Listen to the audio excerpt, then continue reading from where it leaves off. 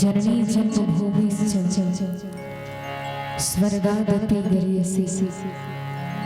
हाँ वो सर्वप्रथम वो मातृभूमि के नमन वंदन कर जेकर पावन कोरा में आप और हम सब जन ले खेदिन खाइन बड़े हुए जेकर कृपा ले हम सबके घर परिवार ग्राम समाज सब सुख समृद्धि से जीवन यापन कर पाता।